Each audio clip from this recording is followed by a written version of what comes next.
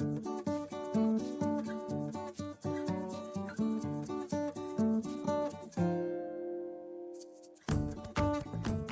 welcome biologists to this screencast on chapter 3b, and here we're going to look at factors that actually impact on the activity of enzymes. So we've already talked about what enzymes do, their definition, and the fact that they lower activation energy in order to speed up chemical reactions. But they rely on a whole range of factors, things like temperature, pH, concentration of both the substrate and the enzyme, and the presence or absence of coenzymes in order to be able to function at their peak rate.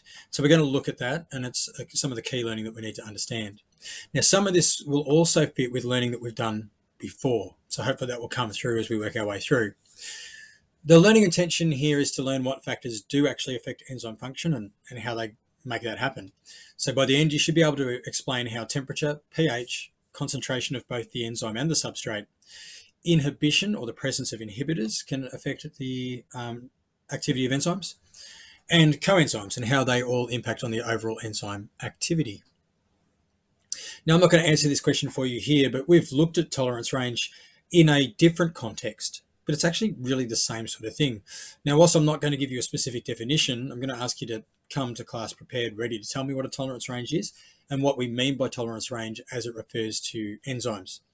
It will almost certainly come through as I discuss it, so if you didn't get it already or you haven't read it, you probably get it by the end, even though I'm not going to specifically define it here, but I want you to be able to do so when we talk about it in class. All right, so let's start with temperature. Enzymes are proteins. Proteins have a three-dimensional structure. Enzymes, part of that structure is an active site, which is a very specific shape that binds to a very specific substrate. So when the enzyme is happy and at its normal temperature, the substrate will bind, the shape is correct, and it all works great. When the temperature gets too high, the protein denatures. The bonds start to break down. When the bonds break down, it loses its shape. So you can see here now, this active site is nowhere near what's required in order to fit this particular substrate. So what that means is that as the enzyme heats up, the protein denatures, the active site changes shape, the reaction stops, and it's quite a sudden stop, and you'll see that in a moment. Now, the prac that you did late last year illustrated this. We looked at the activity of trypsin, and as we increased the temperature, we should have seen increased activity of the enzyme, and when we got up to 80 degrees, we saw nothing because we cooked the enzyme. The other key thing to remember about this is it is irreversible. This enzyme is irreversibly damaged. It cannot be repaired and start functioning. It's done. The only way to overcome that is to make more protein, to make more enzyme to replace the damaged one. That's why hyperthermia, which we have talked about, and that's where I said some of our prior learning will come in to help make sense of this. That's why hyperthermia is so dangerous. Our enzymes work best at 37 degrees. Your temperature gets much above 40 degrees. This is what happens to your enzymes. They're not going to function again either. So if your body can't produce enough enzymes to replace the damaged ones quickly enough, you die. That's simple. So how does temperature affect enzyme activity? High temperatures will cause denaturation. Okay, so let's talk about now what happens with low temperatures. All chemical reactions rely on the reactants colliding with one another. So it's all about collisions. It's why in any chemical reaction, if you add energy, like adding heat, the chemical reaction will go faster. For example, if you were to take an aspirin or an Alka-Seltzer tablet and put it in cold water, it dissolves much more slowly than when you put it in hot water. And why is that? It's just because the molecules in there aren't colliding quickly enough to make the reaction happen fast enough. The same is true when it comes to enzyme interactions. If you lower the temperature, the substrate collides with the enzyme much less often. The movement is slower, there are less collisions, so a lower temperature means less collisions, which means a much slower chemical reaction. Again, if we relate that back to things we learned last year with hypothermia, if your body temperature drops too low, the enzymes start to move more slowly, the substrate moves more slowly, they collide less often, and the chemical reactions keeping you alive start to slow down. If your body temperature drops too low and stays too low, the chemical reactions are going too slowly to keep you alive, and that's what causes you to pass away. So that's the effect of low temperature on enzyme activity. So broadly speaking, enzymes have an optimal temperature. So in humans, for us, that's typically around 37 degrees, which is our body temperature. Increased temperature leads to more movement of enzymes and substrates. So more energy leads to more movement. More movement means more collisions. More collisions creates more chemical reactions.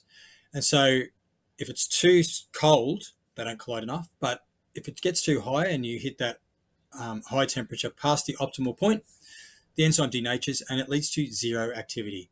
So what does that look like? That's what it looks like here. So at this low temperature, you've got no enzyme activity. It's really high temperature, you've got no enzyme activity. As you increase the temperature along the x-axis here, you'll gradually see an increase in enzyme activity as the collisions increase in number until you hit this optimal point. But with temperature, and it's really important to note, the denaturation is very quick, immediate, and permanent. So there's not a gradual decrease on the other side. You can see you've got this gradual climb and then quite a sharp, sudden drop off. That is the classic graph that you would be looking for temperature activity. You need to be able to look at these graphs and say which one is which one is temperature affecting enzyme activity versus pH versus concentration. You need to be able to just look at the graph and work out which one's which. So do look at this, take it in, make sure you understand it. If you don't, ask me to explain it further or better. But in broad terms, low temperature, as it increases, you get more collisions. The enzyme's still functioning, it's just slow. It's not denatured, it's just slow. Then when it hits that optimal temperature at X, it's working at its absolute peak rate, and then very quickly you get denaturation and it will drop off. So based on that, you should be able to answer this question. I'm not going to put the answer into the screencast. If you want to, the answer is in your textbook. You can look it up and cheat if you want to. But I want you to be able to walk into class, and when I present this again, this same image, I want you to be able to tell me whether it's A, B, C, or D. So if you need to, pause the video, look at it, read the options, make a note of it, be ready to answer that question when we talk about it in class, please. Moving on to pH. Hopefully you already know about the pH scale. pH of 1 or 2 is highly acidic. The acid in your stomach is around pH of 2. Right, so low numbers are acidic, high numbers are alkaline or basic, and then 7 is neutral. So water has a pH of 7. Just like temperature, there is an optimal pH range. Unlike temperature, the drop-off is less immediate. Right, so what does that look like? Again, low pH for this enzyme, it's fully denatured, and at high pH, it's fully denatured, and in the middle, you've got an optimal range. But this time, the growth, again, is gradual, just like it is for temperature, but so is the fall off. All right, so either way, because you've got your optimal range in the middle, if you go too low, it starts to gradually denature and fall off, gradually denature and fall off. So you'll get this bell curve, all right, symmetrical on either side. But do note that different enzymes have different optimal pH. One example, and this is actually illustrating that example, is pepsin. It's a digestive enzyme that's in your stomach. It obviously operates best at a very low pH because your stomach pH is about 2. And why is that? Remember, the active site needs to be exposed, and it's very important. It's very specific. You know that already, hopefully. In this case, before it's activated, pepsin is actually an inactive form called, tells you here, pepsinogen. It's got this masking sequence. In other words, it's got a block to the active site. When it's exposed to the low pH, so the enzyme is produced and then it goes into the stomach, pH of 2, it actually cleaves off that masking sequence and exposes the active site. So pepsin won't even exist, doesn't operate, will not function unless the pH is low, pH of 2. In other parts of your body, the pH is much higher. So it's really important just to remember that different enzymes do have different optimal pHs in humans. Moving on to concentration. Remember, chemical reactions are all about collisions. If you increase the concentration of either the enzyme or the substrate, they're more likely to collide with one another. More collisions mean more reactions. More reactions makes more product. In other words, you get increased enzyme activity, increased product. So would this be the same if we increase either the substrate or we increase the enzyme? So would you get the same effect? And the answer really is yes. Okay, so these images are both from page 140 in your textbook. Here you've got a graph showing substrate concentration. So what you've got here is a gradual increase as the concentration goes up. So does the rate of activity until you hit this point here, and then it plateaus, it flatlines.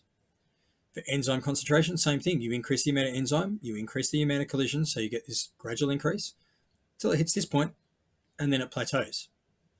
Why is that? Well, it tells you here, it's called a saturation point. There's basically no more sites available. In other words, you have X amount of enzyme. You've got 10 enzymes and you add 10 units of substrate. All the enzymes are full. Adding another 5 units of substrate, so that now you've got 15 units of substrate and 10 units of enzyme, it's not going to go any faster. The enzyme is working as fast as it can possibly work. Can't work any faster. Same thing here. You can increase the amount of enzyme. So now you've got bucket loads of enzyme, but you've only got so much substrate. So you can add more enzyme, but there's no more substrate to actually process. So it will go faster and faster until it hits that tipping point or that saturation point, and then it plateaus. Again, know the pattern of the graphs, know which one relates to temperature, which is pH, and which is concentration. So we talk about, depending on whether we're talking about increasing substrate concentration or enzyme concentration, it doesn't really matter. But what we're talking about is them acting as a limiting factor. So here, this one is from page 139, and there's a corresponding one that talks about increasing the enzyme concentration. But this is talking about increasing substrate. It doesn't really matter. In this particular case, you've got a little bit of substrate, and you can see there's enzymes empty, and they're just waiting for a substrate to come along. Here, all of the enzyme that's present is now full and doing its thing. So adding more substrate is not going to make it go any faster. In this case, the concentration of the enzyme is a limiting factor. Adding more substrate will not make it go faster. It's going as fast as it can go. The amount of enzyme is the limiting factor. Now, if you had a whole bunch of enzyme in here and not enough substrate, then the substrate is the limiting factor. So I didn't bother putting that image in. It's just the opposite, but hopefully that all makes sense. Why is it a limiting factor? Again, using the substrate concentration, you can increase it as much as you like. After you hit that saturation point, the enzymes are working as fast as they can possibly work. It's not going to go any faster, even if you add, which this graph is showing you, you're adding more substrate, doesn't matter, can't go any faster. It's working at its maximum. So it's important to lock that piece of information away. Based on what you've seen so far, you should now be able to look at these 4 graphs, all right, and tell me which student, Marcus, Billy, Vula, and Sheena, I think it says. It's quite blurry on my screen, but anyway, might be my old eyes too. But you should be able to tell me which of the 4 students actually has correctly identified variable 1, variable 2, 3, and 4. Again, the answer's in your textbook. If you want to cheat, you can.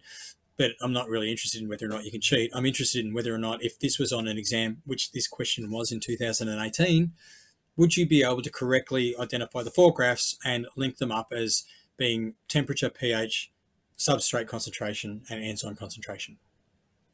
Have a look at it. Come to class ready to give me an answer. Right, enzyme inhibition, I think it is quite useful to take a moment to actually watch a short video that actually animates it. I suspect this may have been built by students, I'm not sure. It uses one of those annoying artificial intelligence voices to translate text to voice, but whatever. And it uses stop motion. It also helps really well to illustrate why I've used Pac-Man as my background image. So I'm going to play this video, then I'm going to unpack enzyme inhibition just briefly with you after you've watched the video.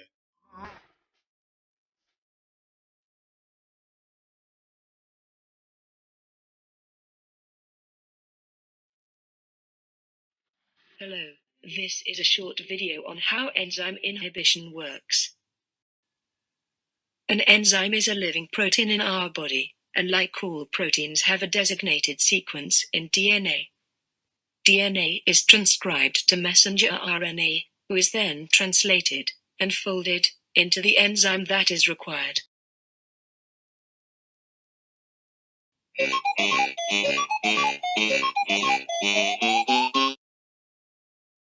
Enzymes can initiate and accelerate reactions without itself being affected.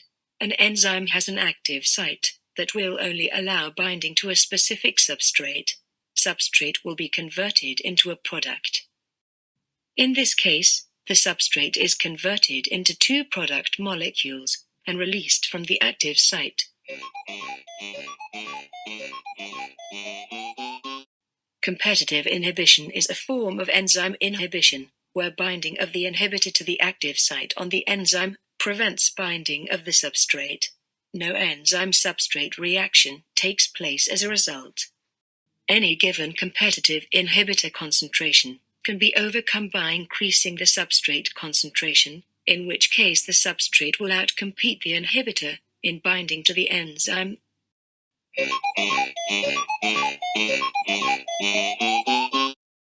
Non-competitive inhibition is a type of enzyme inhibition where the inhibitor reduces the activity of the enzyme by binding to the enzyme and causing a conformational change in enzyme shape.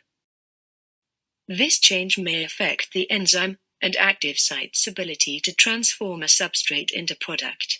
In this case, increasing substrate concentration will not compete with the inhibitor binding to the enzyme. Okay, so the video's gone through this for you, but let's just go through this really quickly. Competitive inhibition, this image is from page 142 in your text. So you've got substrates that are going to come together and bind with the enzyme. You get your enzyme substrate complex, you make your product. We're already familiar with that. In this case, you've got a competitive inhibitor. It is competing for the binding site. Okay, so if you have your substrate that is meant to bind competing with the inhibitor, sometimes the substrate will bind and you'll get product. Sometimes the inhibitor will bind and so the substrate can't and the reaction will slow down. Okay, so hopefully that all makes sense. It's competing for the same site. So if you add a competitive inhibitor, you're going to slow down the rate of the reaction because sometimes the substrate binds and sometimes it doesn't. Now with competitive inhibition, if you add more substrate, you will increase the rate of reaction. Why? If you've got more substrate, it is more likely to bind with the active site than the inhibitor is. The inhibitor is still there. So the reaction is not going to go as fast as it possibly could because the inhibitor is still present, but it's going to go faster because more substrate means more collisions with the enzyme. More collisions with the enzyme means you get more product. So the rate of reaction can be sped up by adding more substrate. So again, hopefully that all makes sense. And if it doesn't, I need you to tell me so that we can make sure that it does. Look at it a different way or come up with another way of explaining it. For non-competitive inhibition, we introduce a new word. It's called an allosteric site. Right, so it is not the active site. It is a different part of the enzyme. So a non-competitive inhibitor is not trying to compete with the substrate. It has nothing to do with the active site at all. It binds to something called the allosteric site. It is a specific binding site for the inhibitor. When the inhibitor binds, it alters the shape of the active site. In this case, it's pretty much closed it up completely. And obviously that stops the substrate from being able to bind to the enzyme. It stops the reaction. In this case, adding more substrate is not going to speed up the reaction. It can't. You can add as much substrate as you like. It can't bind to the active site. The active site is closed off. And that's the key difference between the two. And it does come up as a question you need to know. Competitive, add more substrate. You're more likely to get substrate binding to active site, so it will speed the reaction up. Non-competitive, it alters the active site. It doesn't matter how much substrate you add. It's not going to go any faster. Hopefully, again, that all makes sense. If it doesn't, I need to know. Last little bit, biochemical pathways. We've already talked about that in 3A, that the product made by one enzyme substrate reaction quite often becomes the substrate for the next one in the chain. So what are we talking about here? Nature is lazy and we don't want biochemical pathways being run to make products if we don't need the product. How is this regulated? Well, one way it can be regulated is that the final end product actually acts as an inhibitor for an earlier reaction in the pathway. So in other words, if there's enough product being made, that product then binds to enzymes early in the biochemical pathway, acting as an inhibitor. So let's have a look at what that looks like. Up the top here, this is enzyme 1, enzyme 2, enzyme 3 in your pathway. Substrate 1 comes in, makes this product, which becomes the substrate for enzyme 2. It makes a product, which becomes the substrate for enzyme 3. It makes its end product. The end product goes back into enzyme number 1, binds to the allosteric site, and stops the biochemical reaction from even starting. So in other words, this first step gets cut off because there's enough product here. We don't need to proceed through the pathway anymore. When the product runs out, it'll stop binding to this enzyme and the reaction will start again to make more product. So again, this is how we regulate it. I've got no product. Okay, cool. Substrate 1 comes in and does its thing. We get to the end, we make our end product. Got enough now, stop doing it. And then when you run out of product, starts again. Again, something that needs to make sense for you. If it doesn't, let me know. But I think it's fairly straightforward, but correct me if I'm wrong, and I'll be happy to explain it better or look at other ways that we can actually piece together that picture for you so it makes sense. Right, coenzymes. You're going to look at these in a whole bunch more detail, but let's keep it real simple for now. There are some reactions that don't just use an enzyme, but they also require a coenzyme. And you've seen a number of examples of this already. I'm going to touch on it in just a minute, but you've seen examples of this already. So this is just illustrating how that might work. Here's your enzyme with its active site. The coenzyme comes in, binds here, and your substrate comes in and fills the gap that's left around the coenzyme. So in other words, the enzyme and the coenzyme bind together to actually work on the substrate. If there's no coenzyme, you can't bind the substrate and nothing will happen. So the two parts need to come together and work together to actually make product. So hopefully, again, that's fairly straightforward. That makes sense. At the end, your coenzyme gets altered and they get recycled. Typically, a coenzyme is loaded and then unloaded.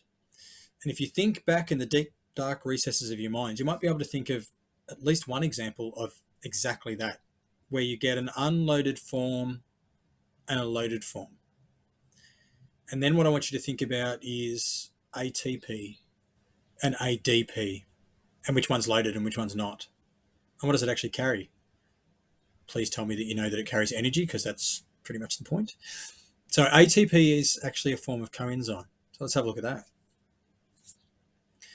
Adenosine triphosphate has 3 phosphates. So that's why it's called ATP. It's loaded up. It's got energy. Remember, I said somewhere, either in this video or the previous one, that whenever you break a bond, it releases energy. It was the previous one when we talked about catabolic reactions. So a catabolic reaction, which is what this is showing you, is breaking down a product into 2 smaller parts. When you break a chemical bond, it releases energy.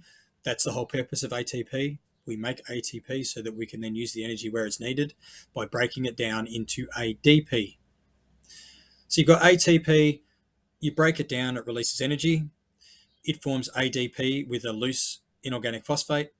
You reload that up through, which I hope you know, is through cellular respiration, but you load it back up, stores energy, releases energy, stores energy, releases energy, loaded, unloaded, recycled over and over and over again. But it's a coenzyme that produces energy that helps drive the enzymatic reaction.